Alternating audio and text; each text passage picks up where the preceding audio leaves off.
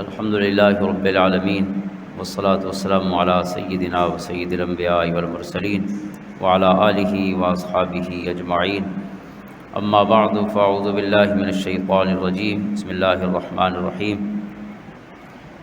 وللہ علی الناس حج البیت من استطاع الیہ سبیلا صدق اللہ مولانا العظیم ان اللہ وملائکتہ یصلون علی النبی یا ایہا الذین آمنوا صلوا علیہ وسلموا تسلیما اللہم صل علی سیدنا و مولانا محمد وعلی آل سیدنا و مولانا محمد افضل صلواتک بعدد معلوماتک وبارک وسلم۔ معزز و محترم حاضرین و سامعین، گزشتہ جمعۃ المبارک سے ہم نے حجۃ النبی صلی اللہ علیہ وآلہ وسلم یعنی حضور علیہ الصلوۃ والسلام کا حج مبارک کہ آپ نے حج کیسے فرمایا، اس کا پورا سفر اول تا آخر، خصوصاً سفر کا ابتدائی حصہ تفصیل کے ساتھ صحابی رسول حضرت جابر بن عبداللہ انصاری رضی اللہ تعالیٰ عنہ نے بیان فرمایا۔ تو وہ حدیث پاک شروع کی ہے جو مسلم شریف میں ہے، اور باب کا عنوان بھی حجۃ النبی صلی اللہ علیہ وآلہ وسلم ہے، یعنی حضور علیہ الصلوۃ والسلام کا حج مبارک۔ اور یہ صحابی رسول سے روایت کرنے والے جو ہیں حضرت امام باقر ہیں، جو حضرت امام جعفر صادق کے والد محترم ہیں اور حضرت امام زین العابدین کے صاحبزادے ہیں۔ تو آج اسی حدیث کو ہم آگے پڑھیں گے، لیکن شروع کا حصہ پچھلی دفعہ وہ ہم نے نہیں پڑھا تھا، جہاں سے حج کا سوال اور پھر جواب شروع ہوتا ہے وہاں سے پڑھا تھا۔ تو شروع میں بھی بڑا حصہ محبت بھرا ہے کہ حضرات صحابہ کرام علیہم الرضوان کے دل میں حضور علیہ الصلوۃ والسلام کے اہل بیت کے لیے، حضور کے شہزادوں کے لیے کیا محبت تھی، وہ اس سے ظاہر ہوتی ہے کہ حضرت امام جعفر صادق کے والد محترم حضرت امام محمد الباقر رضی اللہ تعالیٰ عنہ،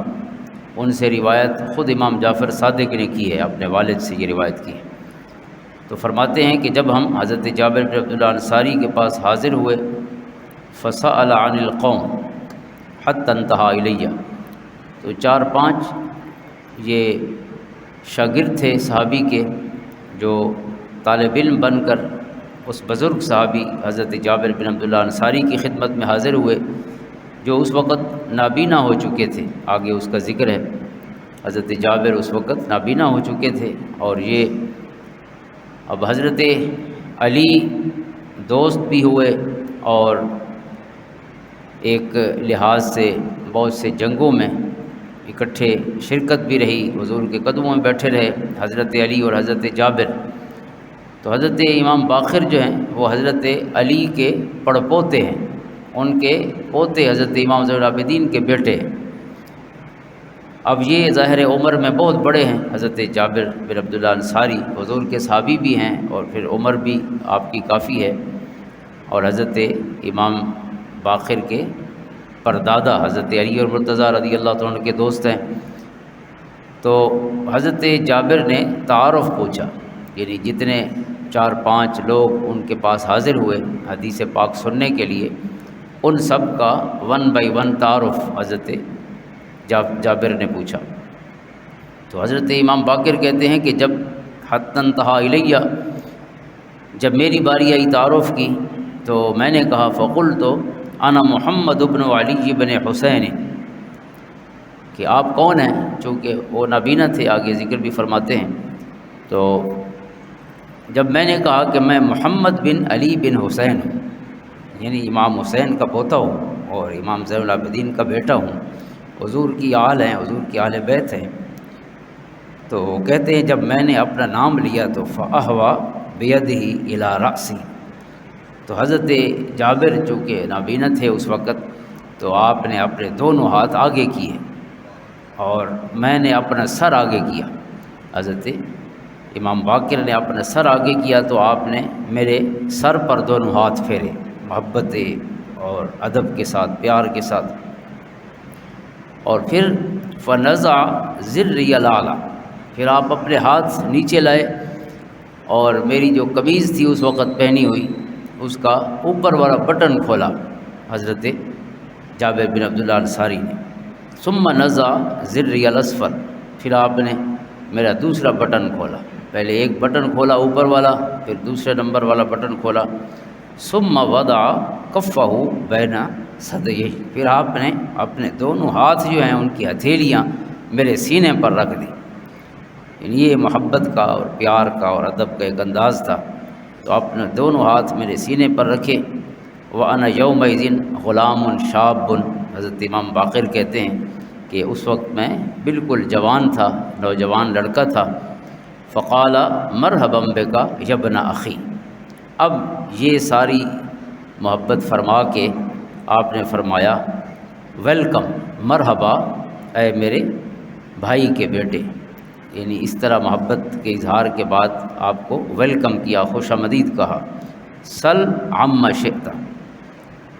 پوچھو آپ جو پوچھنا چاہتے ہیں۔ فسألتہ وہو اعمی، اب یہاں وہ فرماتے ہیں کہ پھر میں نے ان سے سوال کیا اور حضرت جابر اس وقت بصارت سے محروم ہو چکے تھے، یعنی آپ کی آنکھیں نہیں تھیں اس وقت، بڑھاپے کی وجہ سے آپ کی نظر چلی گئی تھی۔ تو پھر جو ہے حضرت جابر نے، اس وقت نماز کا ٹائم تھا، وحضر وقت الصلاۃ فقام فی نساجۃ ملتحفا بها كلما وضعها على منکبہ رجع طرفها الیہ من صغرها ورداؤہ الى جنبہ على المشجب، تو فصلی بنا، حضرت امام باقر فرماتے ہیں کہ حضرت جابر رضی اللہ تعالیٰ نے پھر ہمیں نماز پڑھائی، انہوں نے امامت فرمائی، نماز کا وقت ہو گیا تھا تو نماز پڑھی، اور پھر نماز کے بعد جو ہے یہ سوال و جواب ہے جس پر یہ پوری حدیث ہے کہ میں نے عرض کی اخبرنی عن حجۃ رسول اللہ صلی اللہ علیہ وسلم، اللہ کے رسول صلی اللہ تعالیٰ علیہ وسلم کے حج کی تفصیل ہمیں بیان فرمائی، اور پھر آپ نے وہ حج کی تفصیل بیان فرمائی۔ حضور علیہ السلام کا حج مدینہ طیبہ سے لے کر آقا کریم علیہ السلام کا یہ جو سفر ہے، آپ نے جا کے عمرہ فرمایا، تو عمرے کی تکمیل تک، چونکہ آپ نے قصر نہیں فرمایا، آپ نے عمرہ جو ہے یعنی طواف اور سعی فرمائی، اور اسی احرام میں رہے، اور اسی احرام میں ہی حضور علیہ السلام نے پھر حج فرمایا۔ احرام آپ کا ایک ہی تھا، جا کے عمرہ مکمل کر کے آپ نے احرام نہیں کھولا، لیکن باقیوں کو یہ حکم فرمایا کہ آپ احرام کھول دیں جو قربانی کے جانور ساتھ نہیں لائے تھے۔ یہاں تک ہم نے گزشتہ جمعہ المبارک پہ پڑھا ہے۔ اب اسی پر سوال ہے کہ جب حضور علیہ السلام نے فرمایا کہ جو قربانی کے جانور ساتھ نہیں لائے وہ عمرہ مکمل کر کے حلق کروا کے احرام کھول دیں، یہ حج تمتع ہو جائے گا۔ اس کو حج تمتع کہتے ہیں کہ ایک احرام انسان میقات سے باندھے اور پھر جا کے عمرہ مکمل کر کے اس احرام سے فارغ ہو جائے، عمرہ کے تمام ارکان مکمل کر کے، اور پھر یوم ترویہ کو یعنی 8 ذی الحجہ کو پھر دوسرا احرام باندھے حج کے لیے مکہ سے۔ یہ ہوتا ہے حج تمتع جو عموماً پاکستان سے جانے والے کرتے ہیں۔ اور دوسرا حج قران ہے جو اس وقت حضور علیہ السلام نے خود فرمایا ہے، اس لیے جن کی آخری فلائٹیں ہوتی ہیں یکم ذی الحجہ کے بعد تو وہ حج قران کر سکتے ہیں، کیونکہ اس میں اور کوئی مسئلہ نہیں ہوتا، صرف یہ ہے کہ احرام جو ہے وہ زیادہ دن اس کی پابندیاں آ جاتی ہیں۔ تو قران کا طریقہ یہ ہے، جیسے گزشتہ جمعہ پہ بھی عرض کیا تھا کہ وہ ایک ہی احرام کے ساتھ حج عمرہ دونوں ہوتے ہیں، پہلے جا کے عمرہ کریں گے لیکن عمرے کا ایک رکن چھوڑ دیں گے جو بال کٹوانا ہوتا ہے یا بالوں کو حلق کروانا ہوتا ہے، منڈوانا ہوتا ہے، یہ نہیں کریں گے، باقی سارے کام عمرے والے کر لیں گے، یعنی طواف بھی سعی بھی اسی احرام میں رہ جائیں گے جتنے دن ہیں بیچ میں، تو پھر 8 ذی الحجہ کو اسی احرام میں ہی آگے حج کے ارکان شروع کریں گے، منا جائیں گے۔ یہ حج قران ہے، اور یہ واقعتاً حضور علیہ السلام کی سنت ہے، آپ نے خود یہ حج کیا ہے۔ ایک دوسرے حج کا بھی آپ نے حکم فرمایا ہے، ظاہر ہے وہ بھی ظاہر ثواب اور اجر میں برابر ہی ہے۔ اور تیسرا حج ہے افراد۔ افراد یہ ہوتا ہے کہ یہاں سے جائیں اور عمرہ نہ کریں، بلکہ آپ صرف پہلے طواف کر لیں، پھر سعی وغیرہ نہ کریں، اور اس کے بعد جو ہے وہ حج کا جو مناسک ہیں وہ پورے کریں۔ تو اس جو افراد والا حج ہے اس میں صرف حج ہوتا ہے، عمرہ بالکل نہیں ہوتا۔ قران میں حج عمرہ دونوں ہوتے ہیں، لیکن ایک ہی احرام کے ساتھ، اور تمتع میں حج عمرہ دونوں ہوتے ہیں لیکن دو الگ الگ احراموں کے ساتھ، یہ فرق ہے۔ اور دوسرا فرق یہ ہے کہ حج افراد میں قربانی لازم نہیں ہے حاجی پر، حج قران اور تمتع میں جو قربانی لازم ہے وہ قران اور تمتع والا جو حج عمرہ دونوں کرتے ہیں ان کے لیے قربانی ہے، باقی حج افراد والوں پر قربانی فرض نہیں ہے، یعنی جو حج کی قربانی ہے وہ ان پر نہیں۔ تو جب حضور علیہ والسلام نے ساتھ والوں کو یہ حکم فرمایا، جہاں ہم نے گفتگو پچھلے جمعہ پہ یہاں مکمل کی تھی کہ جب حضور علیہ والسلام نے ساتھ والوں کو کہا کہ تم احرام کھول دو جو اپنے گھر سے قربانی کے جانور نہیں لائے، اور باقی لوگ جو ہیں وہ اپنا احرام جاری رکھیں، تو اس پر حضرت سراقہ بن جوشم نے عرض کی، فقال سراقہ بن الجوشم، حضور کے صحابی ہیں جو معروف صحابی ہیں، تو انہوں نے عرض کی، فقال یا رسول اللہ صلی اللہ علیہ وسلم لعامنا ھذا ام لابد، یہ حکم جو ہے جو آپ فرما رہے ہیں یہ ہمیشہ کے لیے ہے یا اس سال کے لیے ہے؟ تو فشبک رسول اللہ صلی اللہ علیہ وسلم اصابعہ واحدۃ فی الاخری وقال دخلت عمرۃ فی الحج مرتین لا بل لابد ابد، تو دو دفعہ حضور علیہ والسلام نے یہ بات ارشاد فرمائی، اپنے دونوں ہاتھوں کی انگلیاں ایک دوسرے میں ڈال کے آپ نے فرمایا کہ حج اور عمرہ اس طرح ایک دوسرے میں داخل ہو گئے، یعنی یہ جو حج عمرہ اکٹھے کرنے کی ایک ہی سفر میں اجازت ہے یہ ہمیشہ کے لیے، قران کی صورت میں ہو یا تمتع کی صورت میں ہو، کیونکہ پچھلے جمعہ پہ عرض کیا تھا کہ جو اہل عرب تھے اس وقت اہل مکہ تھے، وہ حج کے دنوں میں عمرہ بالکل نہیں کرتے تھے، بلکہ اس کو بہت بڑا ایک قسم کا ناجائز اور گناہ سمجھتے تھے کہ حج کے دنوں میں صرف حج ہی کرنا ہے اور کوئی کام نہیں کرنا، طواف تو کر سکتے ہیں لیکن عمرہ نہیں کر سکتے، لہٰذا اس لیے اس کی جو زیادہ وضاحت ہو رہی ہے اس کی وجہ یہ ہے کہ اہل عرب جو ہیں ان کے لیے یہ ایک نئی بات تھی، تو اس لیے وہ بار بار پوچھ رہے ہیں اور حضور وضاحت فرما رہے ہیں کہ یہ ہمیشہ کے لیے حج عمرہ ان دنوں میں اس کی اجازت ہے، اور عمرہ اور حج ایک دوسرے کے ساتھ مل گئے۔ وقدم علی من الیمن ببدن النبی صلی اللہ علیہ وآلہ وسلم، اب دوسرا ایک پہلو شروع ہو رہا ہے کہ حضرت علی المرتضیٰ رضی اللہ تعالیٰ عنہ اس وقت یمن تھے، چونکہ آپ نے اپنی حیات مبارکہ کے آخری سال انہیں گورنر بھی اور جج بھی اور معلم بھی اور دیگر کئی ذمہ داریاں دے کر آپ نے یمن بھیجا تھا، تو حضرت علی المرتضیٰ رضی اللہ تعالیٰ عنہ اپنے قافلے کے ساتھ یمن سے حج کے لیے آئے تھے۔ حضور علیہ والسلام اور کئی صحابہ بلکہ عرب کا ایک بہت بڑا حصہ یہ مدینہ طیبہ سے چلے، اور کئی دیگر قافلے جو ہیں پورے عرب سے وہ مکہ کی طرف اپنے اپنے روٹ سے اور راستوں پہ روانہ ہوئے، اور حضرت علی وہ یمن سے تشریف لائے، اور یمن کا جو میقات ہے وہ وہی ہے جو ہمارا ہے پاکستانی اور ہندوستانی، یعنی یلملم کی جو پہاڑی ہے، تو اہل یمن بھی وہیں سے احرام باندھتے ہیں، ان کا میقات وہی ہے۔ تو حضرت علی یمن سے تشریف لائے اور حضور علیہ والسلام کے لیے قربانی کے جانور حضرت علی ہی لے آئے، فوجد فاطمہ ممن حل ولبست ثیابا صبیغا وقت حلت، اب جب حضرت علی کرم اللہ وجہہ الکریم آئے یمن سے اپنے قافلے کے ساتھ اور ساتھ حضور کے قربانی کے جانور بھی لائے، جس کی تفصیل آگے آتی ہے، تو آپ جب پہنچے تو حضرت فاطمہ رضی اللہ تعالیٰ عنہ حضور کی شہزادی وہ بھی اس سفر میں حضور کے ساتھ شریک تھیں، اور آپ کی تمام ازواج مطہرات بھی آپ کے ساتھ شریک تھیں۔ تو جب حضرت علی نے دیکھا کہ حضرت فاطمہ جو ہے وہ اپنا احرام کھول چکی ہیں عمرہ مکمل کر کے، اور اپنے جو روٹین کے کپڑے ہیں وہ پہن چکی ہیں اور ان کا احرام نہیں ہے، اور انہوں نے جو تیاری ہوتی ہے عام روٹین کی تو اس طرح دیکھا، تو فانکر علیہ ذالک، حضرت علی کرم اللہ وجہہ الکریم کو یہ بات عجیب لگی، چونکہ انہوں نے اسی حساب سے جیسے پہلے عرض کیا ہے کہ پہلے عمرہ نہیں ہوتا تھا اور حج مکمل کر کے ہی احرام کھولتے تھے، جو بھی آتے تھے جدھر سے بھی آتے تھے۔ تو جب حضرت علی نے دیکھا کہ حضرت فاطمہ مدینہ سے آئی ہیں حضور کے ساتھ اور وہ احرام کھول چکی ہیں، تو یہ بات انہیں عجیب لگی کہ ان دنوں میں تو احرام حج کے بعد ہی کھولنا ہے، تو انہوں نے احرام پہلے کیسے کھول لیا؟ تو حضرت علی نے پوچھا ان سے، فقالت ان ابی امرنی بہذا، حضرت فاطمہ نے کہا کہ ابا جان نے فرمایا ہے، حضور نے فرمایا ہے کہ آپ جن کا قربانی کا جانور ساتھ نہیں لائے تو وہ احرام کھول دیں، حج تمتع ہو جائے گا ان کا عمرہ مکمل کر کے، اور پھر حج کے دنوں میں الگ سے احرام حج کا باندھیں گے۔ تو حضرت علی کرم اللہ وجہہ الکریم یہی سوال لے کر فکان علی یقول بالعراق فصحبت الى رسول اللہ صلی اللہ علیہ وسلم محرشا علی فاطمہ للذی صنعت مستفتیا لرسول اللہ صلی اللہ علیہ وسلم فیما ذکرت عنہ فاخبرته انی انکرت ذلک علیہا فقال صدقت صدقت۔ حضرت علی فرماتے ہیں کہ میں حضور علیہ الصلوۃ والسلام کی بارگاہ میں حاضر ہوا اور یہی بات کہی کہ حضرت فاطمہ نے احرام کھول دیا ہے، اور مجھے یہ بات عجیب لگی، تو وہ کہتی ہیں کہ آپ نے حکم فرمایا ہے تو آپ اس کی وضاحت فرمائیے۔ تو حضور نے فرمایا صدقت صدقت، فاطمہ نے سچ کہا، فاطمہ نے سچ کہا۔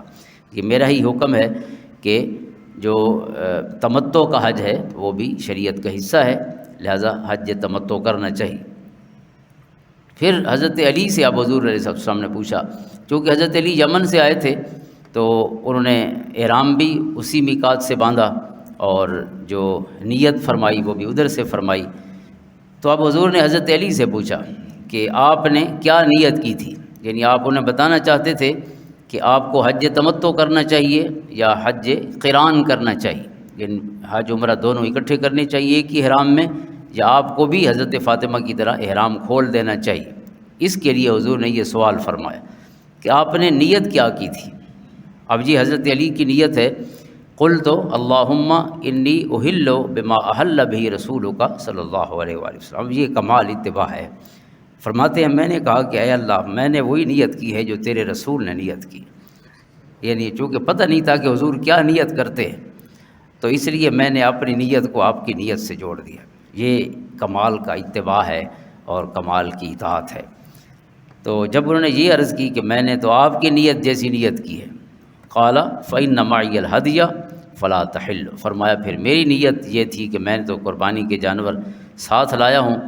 تو لہٰذا پھر آپ حلال نہ ہوں، یعنی آپ احرام نہ کھولیں، آپ اسی احرام میں رہیں جس احرام میں آپ یمن سے آئے ہیں، اور آپ بھی میرے ساتھ حج اور عمرہ جو ہے ایک ہی احرام میں کریں گے، یعنی حج قران کریں گے۔ تو جو قربانی کے جانور نہیں لائے تھے انہوں نے تو حج تمتع کیا، لیکن جو لائے تھے انہوں نے حضور علیہ الصلوۃ والسلام والا حج کیا، یعنی حج قران۔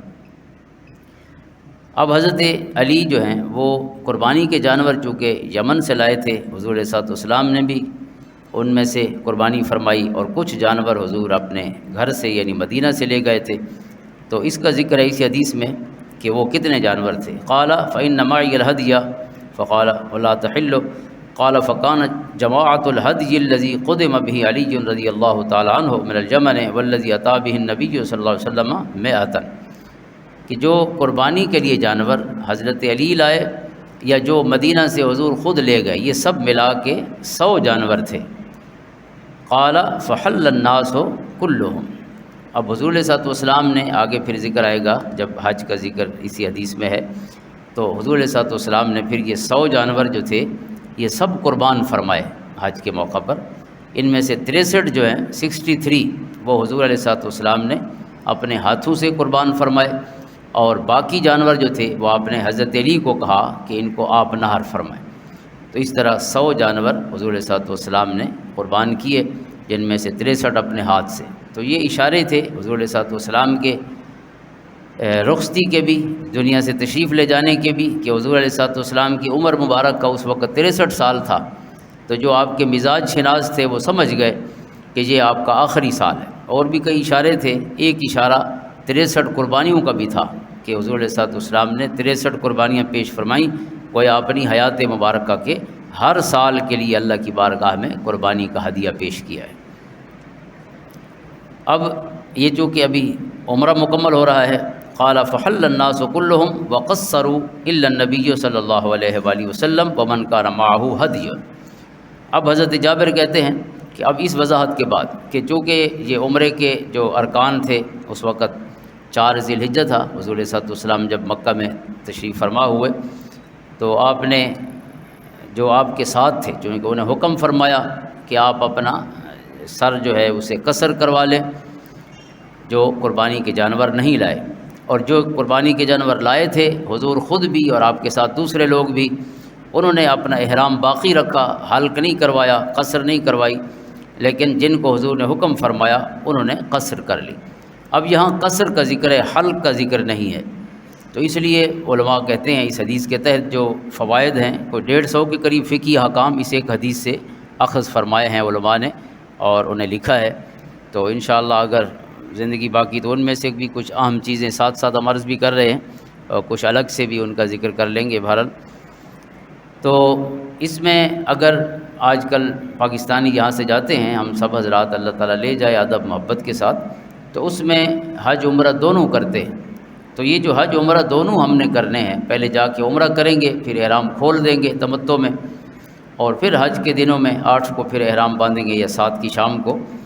تو اس عمرے میں یہ جو حج کے ساتھ والا عمرہ ہے، اس میں قصر کروانا یہ افضل ہے۔ ویسے افضل ہے حلق کروانا، سر مڈوانا افضل ہے، بال کٹوانے سے زیادہ، چھوٹے کروانے سے زیادہ بالوں کو صاف کروانا یہ افضل ہے عام عمرے جو ہے۔ لیکن یہ جو حج عمرہ اکٹھے ہوتے ہیں، اس میں قصر کروانا اس کا ثواب زیادہ ہے، تاکہ انسان جب حج کے بعد پھر حلق کروائے تو اس میں مشکل نہ ہو، کیونکہ اگر دو دن پہلے اس نے حلق کروایا ہے 5 کو یا 6 کو، اور پھر 3-4 دن بعد فوراً پھر حلق کروائے تو سر کے لیے بھی ذرا تکلیف دہ ہو سکتا ہے۔ تو لہٰذا اس میں سنت قصروا ہے، ان کا ذکر ہے کہ انہوں نے قصر کروایا، جنہوں نے احرام کھولے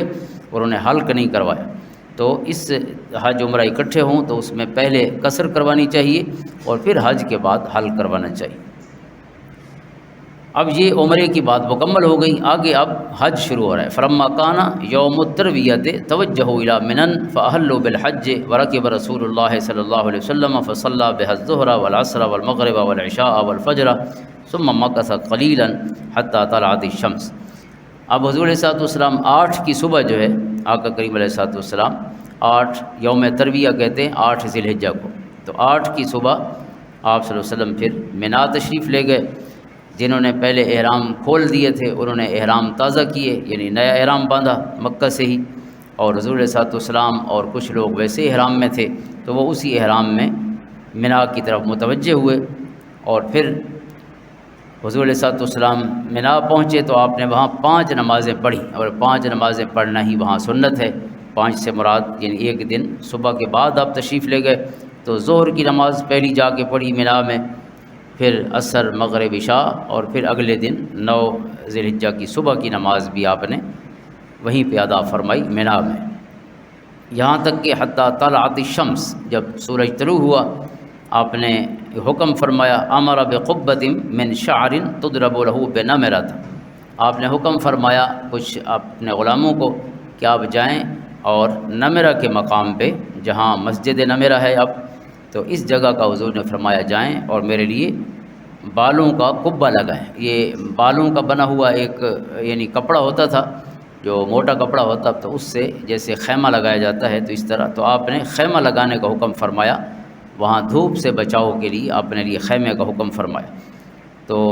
پھر وہ غلام چلے گئے آگے، کچھ صحابی جنہوں نے جا کے حضور کے لیے قبہ لگایا خیمہ۔ فسار رسول اللہ صلی اللہ علیہ وسلم، آپ بھی روانہ ہوئے۔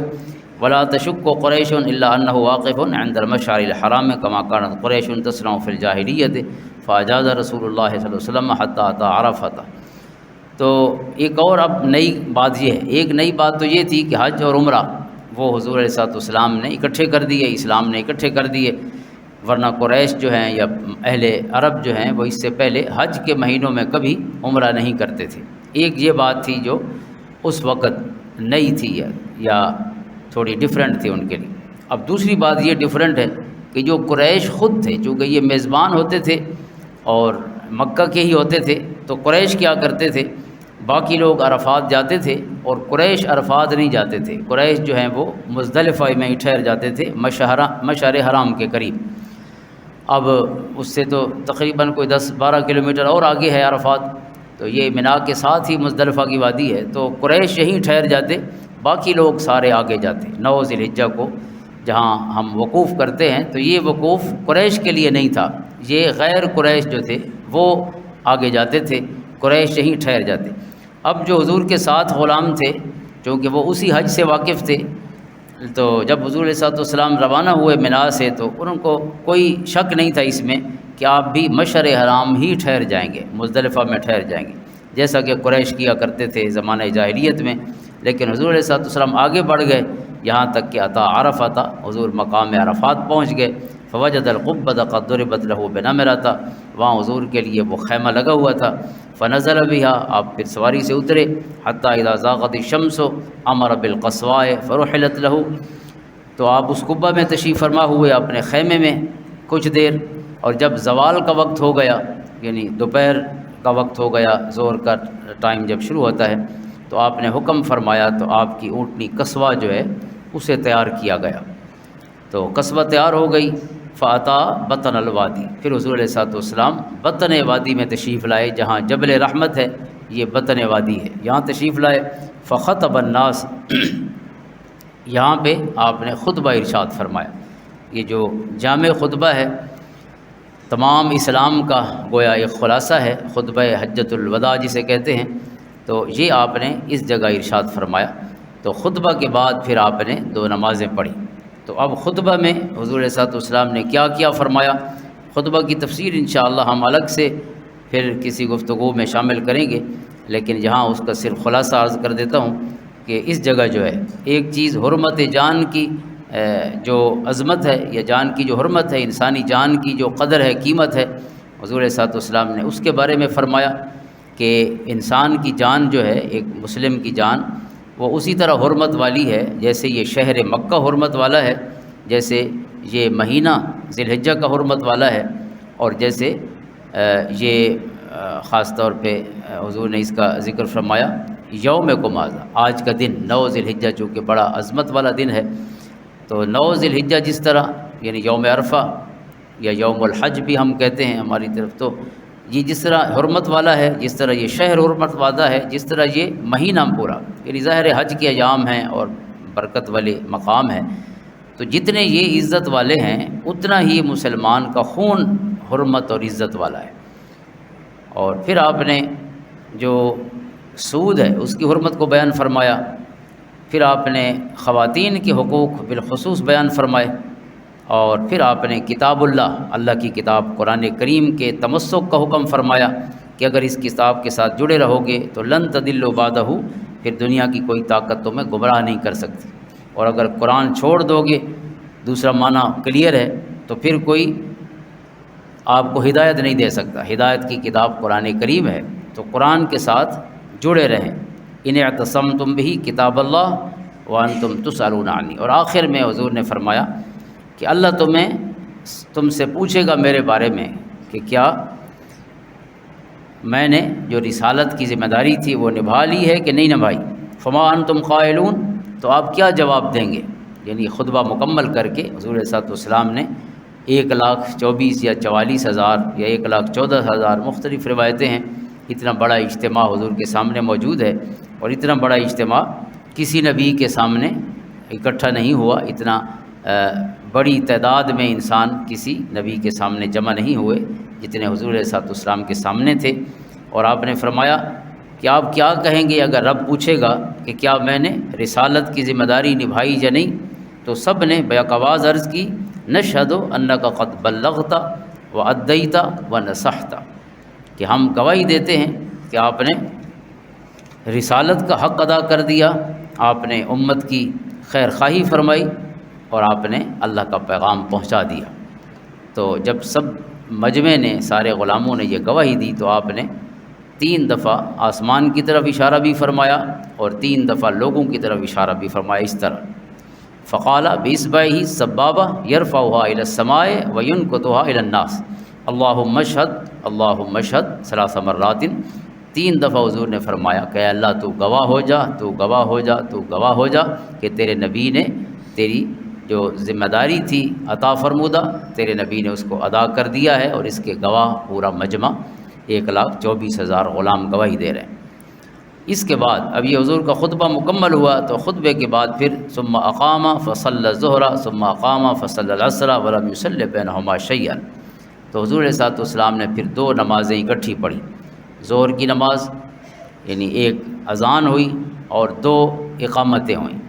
پہلے اقامت ہوئی، تکبیر پڑھی گئی ظہر کی، آپ نے 2 رکعت نماز ظہر پڑھائی، اور پھر درمیان میں آپ نے کوئی سنت نفل نہیں پڑھی. پھر فوراً ہی دوسری تکبیر کہی گئی، تو آپ نے پھر عصر کی نماز پڑھائی. ولم یصلی بینہما شیئا، ان دو فرضوں کے درمیان آپ نے کوئی نفل یا سنت ادا نہیں فرمائی، لہذا اس دن جو امام کے ساتھ پڑھتے ہیں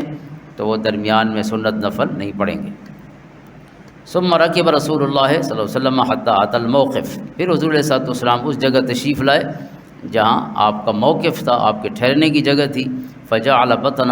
ناقته القصواء الى الصخرات وجعل حبر المشاة بین یدیہ، حضور علیہ الصلوۃ والسلام نے اپنے سامنے ایک سترہ رکھ دیا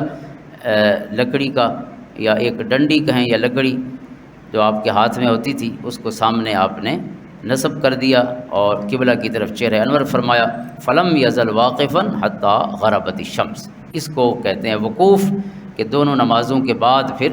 وقوف ہے، یعنی ٹھہرنا ہے۔ اور ٹھہرنا کیا ہے؟ قبلہ کی طرف منہ کر کے کھڑے ہو کے استغفار کرنا، تیسرا چوتھا کلمہ حضور صلی اللہ علیہ وسلم پڑھتے رہے اور اللہ تعالیٰ سے مغفرت طلب فرماتے رہے اپنے لیے، اپنے غلاموں کے لیے۔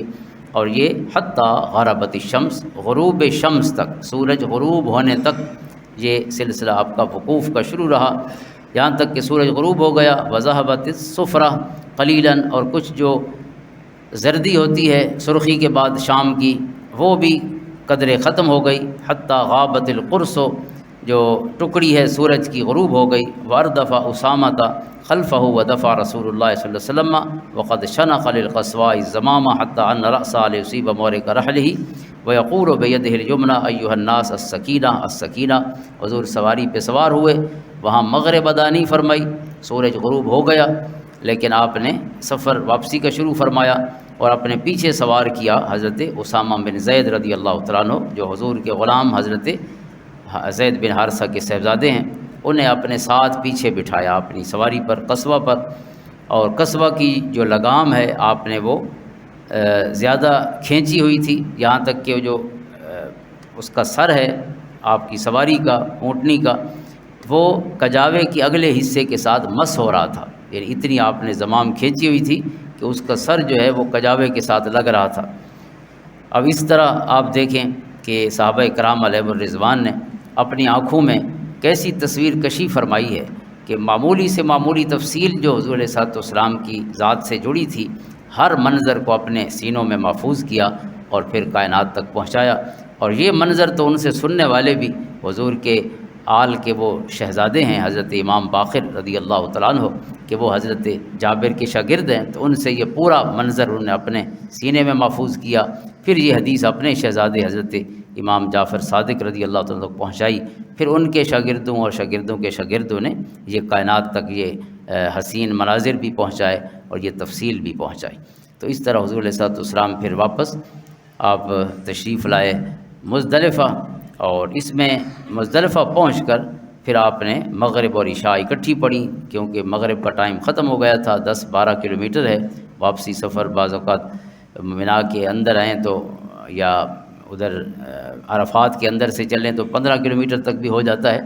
تو بہرحال لمبا سفر ہے، تو مغرب کا ٹائم ختم ہو گیا، آپ نے مغرب اور عشاء فصلی بها المغرب والعشاء باذان واحد و اقامتین، ایک اذان اور 2 اقامتوں سے آپ نے پھر 2 نمازیں پڑھی۔ ولم یسبح بینہما شیئا، اور ان کے درمیان حضور علیہ الصلوۃ والسلام نے اور